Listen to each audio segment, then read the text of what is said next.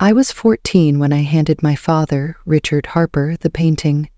It was his 50th birthday, and I'd spent weeks on it.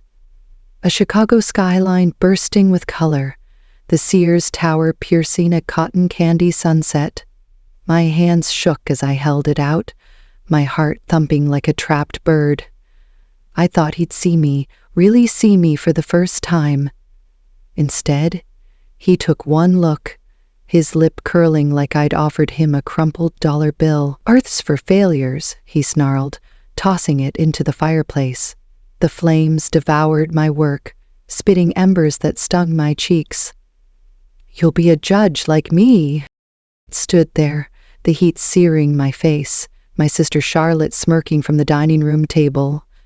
My mother, Evelyn, didn't look up from her wine glass.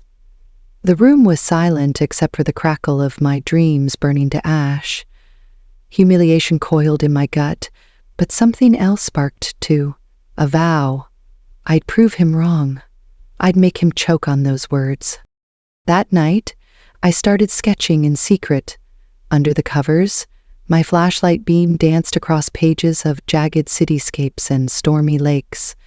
Every stroke was defiance, every shadow a middle finger to Richard Harper's iron grip. The Harper name was a Chicago institution, judges, lawyers, power brokers. Art? That was a hobby for the weak, the frivolous. But I wasn't weak. I was Olivia Harper, and I was going to carve my own path, even if it meant hiding who I was. By 18, the pressure was suffocating. The Harpers had a plan for me. Northwestern Law, a corner office at Harper & Sons, and a trust fund dangling like a carrot. Stray from the path and they'd cut me off. I played along, enrolling in law school, but my heart wasn't in it.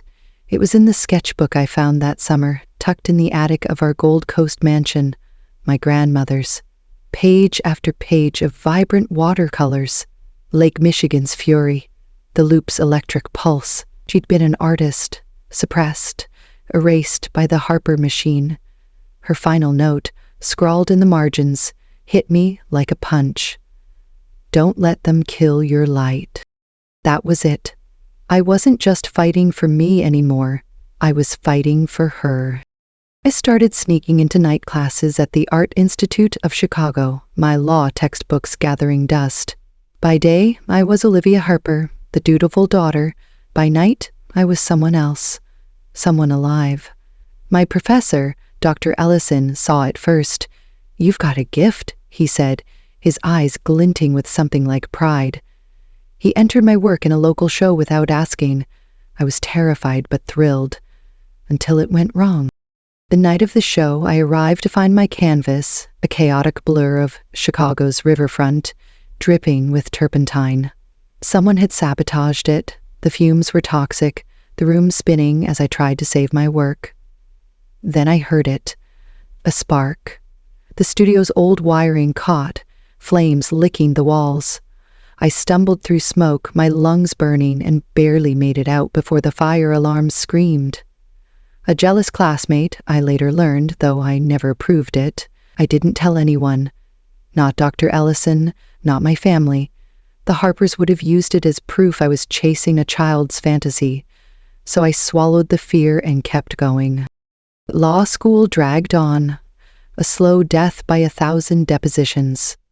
I graduated, top of my class, and took a job at Harper & Sons. Corporate law, soul-crushing. Every day I sat in mahogany boardrooms, drafting contracts for men like my father. Cold, calculating, untouchable. I hated it. I hated me in those moments, my pencil skirts and forced smiles. But I had a secret. I'd started painting again, under a pseudonym, Isabella Hudson, named for the Chicago River that flowed through my veins. My first sale was a moody Lake Michigan stormscape, all churning waves and bruised skies. It sold for $10,000, 0 cents, at a small Pilsen gallery. I stared at the check, my hands trembling. It wasn't just money, it was proof. I could do this. I could be more than a Harper drone. But the pressure never let up. Richard threw me into a high-profile case, defending a corrupt CEO who'd swindled half the city. "Don't screw this up, Olivia," he barked. I tried to focus, but my mind was on my latest painting, a fever dream of Chicago's skyline melting into a blizzard. I fumbled the case, badly. The client walked, but the firm lost face. At a family dinner, Charlotte pounced. "You're a disgrace to the Harper name," she said, her voice dripping with venom. Eveline sighed. Richard stared through me, and I sat there, fork in hand, imagining their faces if they knew Isabella Hudson was me. I needed space to breathe, to create, so I rented a 6,000 square foot studio in Pilsen, funded by my art sales. No one knew, not my family, not my colleagues. It was my sanctuary, walls splattered with paint, canvases stacked like soldiers. My style took shape, blurred cityscapes fused with elemental chaos, fire, water, wind.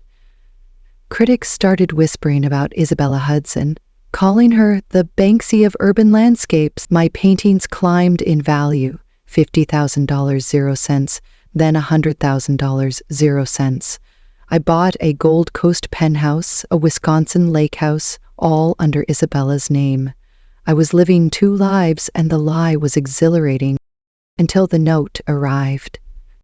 It was slipped under my studio door, handwritten in sharp, angry script. "I know who Isabella Hudson really is.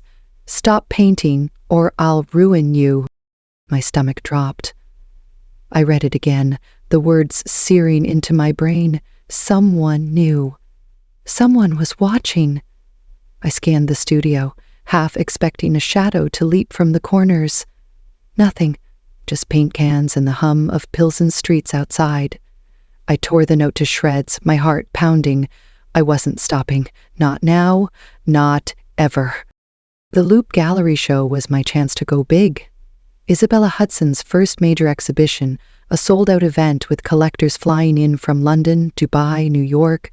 I'd poured everything into it, especially the centerpiece, Chicago at Dusk, a 10-foot canvas of the city's skyline bleeding into a twilight inferno.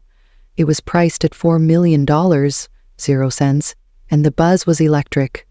I decided then I'd reveal myself at the show. I'd invite my family, let them see Isabella Hudson unmasked, let them see me. But the threats didn't stop. Transporting Chicago at dusk to the gallery, I was ambushed. A masked thief lunged from an alley, grabbing for the canvas. I fought back, my nails clawing at his sleeve, but he slashed my arm with a knife and vanished into the night. I stood there, blood dripping onto the pavement, clutching the painting. Tucked in its frame was a Harper & Sons business card, my family's firm. It couldn't be a coincidence. I didn't tell anyone, not Julia, my assistant, who'd become my only confidant, not the police. I bandaged my arm and kept moving, but the fear gnawed at me. Was it Charlotte, jealous of my failure? Richard sniffing out my rebellion? Or someone else? Someone tied to the firm's shady clients. Then came Victor Crane. The firm assigned me to defend him, a sleazy art collector suing a rival. In his office, surrounded by Warhols and Basquiats, he leaned in, his breath sour. "I know who you are, Isabella," he whispered. "Throw this case or I tell your father everything." My blood ran cold. How did he know? Was he the one sending the notes? I nodded, playing along, but my mind raced. I wasn't throwing anything. I was done being a pawn. The stakes kept rising.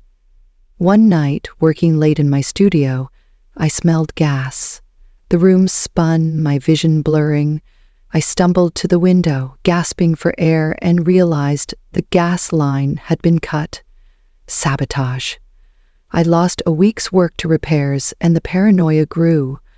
Julia told me Harper & Sons had requested VIP passes to the gallery opening, representing Crane. My family was circling, and I didn't know why. Then I found the camera. Hidden in a vent, its red light blinking like an eye. It was streaming to God knows where. I smashed it with a hammer, my hands shaking. Who was watching me? Crane? Charlotte? Richard? Or someone worse? I couldn't trust anyone, not even myself. Every shadow felt like a threat, every creak a warning. The gallery rehearsal was the final straw. A spotlight rig crashed from the ceiling, missing me by inches. The gallery owner called it faulty wiring, but I saw the cut cables, the deliberate slice. Someone wanted me dead, or at least scared enough to quit.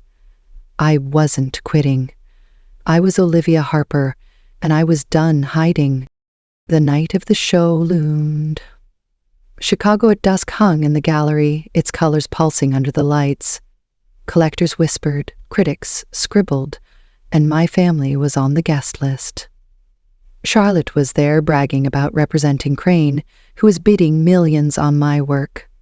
She didn't know it was mine. None of them did, but they would. I stood in my studio, paint on my hands, the city glittering beyond the window. The threats, the sabotage, the lies. They'd tried to break me. They'd failed.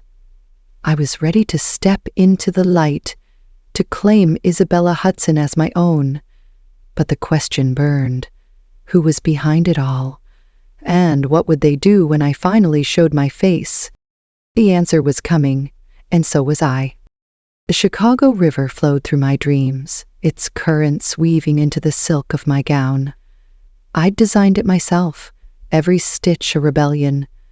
Emerald threads traced the river's path, curling like veins across the bodice, glinting under imagined gallery lights. It was more than fabric. It was my armor, my defiance, my truth. The night before the Loop Gallery show, I fell asleep sketching its final details, my studio a chaos of paint and fabric swatches. In my dream, my grandmother appeared, her hands stained with watercolor, her voice a whisper. Show them your truth. I woke with a jolt, the words burning in my chest. Tomorrow I'd step out as Isabella Hudson. Tomorrow I'd make them see. The gallery opening was Chicago's event of the year. Tech moguls, politicians, and art world vultures filled the space, their chatter buzzing like static. I watched from a hidden office, the security feed flickering on my laptop. My family arrived. Richard in his tailored suit, Evelyn clutching her pearls, Charlotte scanning the room like a hawk. They thought they were here for Victor Crane, their firm's sleazy client, bidding on Isabella Hudson's work. They had no idea it was me. My pulse raced, a mix of fear and exhilaration. This was it. No more hiding. But trouble was already brewing. I smelled it before I saw it. Acrid, sharp, like burning wires. The security feed showed smoke curling from backstage, where my paintings waited. My heart sank. Not again. I sprinted from the office, my heels clacking on the polished floor, and burst into the storage area. Flames licked the walls, sparked by tampered electrical wires spliced, insulation stripped. Sabotage. Again. The fire was spreading, threatening the guests, the paintings, everything I'd built. I grabbed a fire extinguisher, my hands shaking as I sprayed foam, shouting for the staff to evacuate. Guests poured out, coughing, their designer clothes dusted with ash. I saved them, saved the art. But my gown caught a spark, the hem singeing black. I didn't care. The show would go on. I stood at the top of the glass staircase, the crowd below a sea of expectant faces. My arm throbbed from the thief/days ago, my lungs still raw from the gas leak, but I felt alive. The lights dimmed, a spotlight pinning me in place. I descended, the river motifs on my gown catching the light, shimmering like liquid defiance. The room fell silent, every eye on me. Then the gasps came. Charlotte's phone slipped from her hand, clattering to the floor. Evelyn swayed, her hand clutching a waiter's arm before she crumpled. Richard froze, his face a mask of stone. I reached the podium, my voice steady despite the storm in my chest. I am Isabella Hudson, I said. Art is my voice, forged in silence against those who called it worthless. Tonight, I claim it. The room erupted. Applause, whispers, camera flashes. Bids for Chicago at dusk soared past $5 million 0 cents, shattering records. Critics scribbled furiously, collectors clamored for my attention. I should have felt triumphant, but I saw my family's faces. Charlotte's fury, Evelyn's tears, Richard's unreadable stare. The weight of their judgment pressed against me, even now. Then, Victor Crane pushed through the crowd, his face twisted with venom.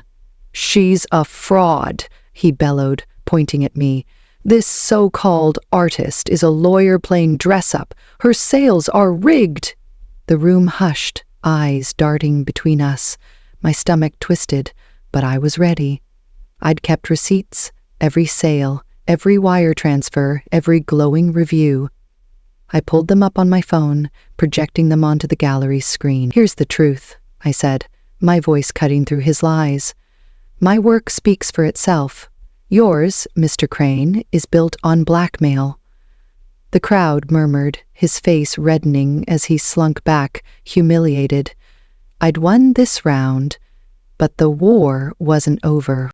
Charlotte stormed up, her heels stabbing the floor. "How dare you embarrass us?" she hissed, her eyes blazing. "You're a Harper. This is betrayal." I laughed, the sound sharp and free. "My art out-earns your judgeship, Charlotte. Who's the embarrassment now?" She flinched, her mask of superiority cracking. Evelyn was next, sobbing as she clutched my arm. "Why hide this? We could have supported you." I pulled away, my voice cold. "You'd have controlled it like you control everything else. I'm done with your chains." Richard said nothing, his silence louder than their outbursts. But as the crowd thinned, he approached, his voice low. "Your painting," he said. "The one from my 50th birthday. It's in my office. Always has been." I blinked, stunned. The skyline he'd burned? Or so I thought. Had he kept it? Regret flickered in his eyes, a crack in his armor. But I couldn't trust it. Not yet. The night wasn't done with me. A journalist cornered me as I left the gallery, her recorder thrust forward. "Ms. Harper, sources say Victor Crane is tied to a Harper & Sons partner." Was the sabotage, fires, thefts, cameras, part of a firm conspiracy? My blood ran cold. A partner? Someone inside my family's empire? I brushed her off, promising a statement later. But my mind raced. The note, the thief's business card, the camera in my studio. It all pointed to something bigger, something rotten at the core of Harper & Sons. The weeks that followed were a whirlwind. The Art Institute offered me a solo exhibition, a dream I'd barely dared to imagine. Headlines screamed, "Legal heiress turned art titan, shocks Chicago." My paintings sold for millions. My name, Isabella Hudson, escaped into the city's cultural pulse. But the threats lingered, a shadow I couldn't shake. I opened my own gallery in the West Loop, Unveiled Voices, a space for artists like my grandmother, suppressed by families or fear. My new collection, Defiant Horizons, poured out my battles against volcanic contemporaries and pivots on legend, jagged with hope and rage. It sold for $30 million 0 cents, funding scholarships for young artists, a legacy for the woman who'd whispered in my dreams. Then I found the truth about the camera. Julia, my assistant, had traced its signal to a server owned by Charlotte's law clerk, my sister. She'd planted it, jealous of my rise, desperate to control or destroy me. I confronted her in her sleek loop office, her awards glinting on the walls. "Why?" I demanded, slamming the camera's remains on her desk. She crumbled, tears streaking her mascara. "I wanted to protect the family," she sobbed. "You were outshining us all." I saw her then.